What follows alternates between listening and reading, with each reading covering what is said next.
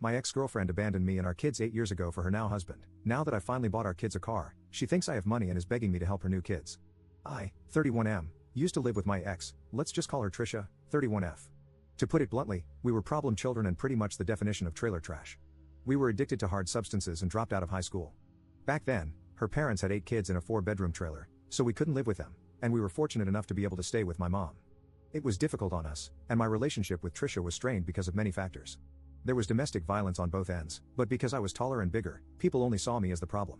I ended up knocking her up, and she gave birth to a set of twins, 16F and 16M, who are my pride and joy and largely the reason why I'm still kicking to this day. 2 years after our kids were born, Trisha called the cops on me while we were high and drunk. They found hard substances on me and I got locked up for 6 years. Trisha moved on immediately with a guy from the trailer park. Her boyfriend didn't want the twins with them, so they stayed with my mom. There's a lot that can be said about Trisha, but at the very least, I'm grateful she wasn't vindictive and brought the kids to see me every Friday. During my time in prison, I got clean for my kids, and I also earned my GED and associate's degree. I read a lot of books on science, and physics specifically really clicked with me. So once I got out, my mom helped support me while I pursued my bachelor's in mechanical engineering. It took some time, but once I held a decent job and saved up, I moved my mom and kids out of the trailer park into a small house in the suburbs. My ex took the kids one weekend a month, even though her now husband still didn't like my kids. Fast forward to now, I recently bought cars for my kids, and my son took his when he visited his mother. The next day, my ex called me demanding I help out with her kids. She explained that they're struggling, and her husband's oldest daughter is now complaining about not having a car, and that it's not fair for the kids. I told her she is not my responsibility, and neither are her kids. She said that she'll cut my kids off if I don't give her what she wants. I explained that I don't care, and she'll be better out of our lives. Later, my kids told me about a text they got from their stepsister saying they're being horrible siblings. Their mom then sent them a text asking if they could sell the cars. When they said no, she flipped out, saying she's going no contact and that she didn't raise them to be greedy brats. All things considered, my kids handled it as well as I could have hoped. My son sent her laughing emojis, and my daughter sent back something about her audacity to say she raised them.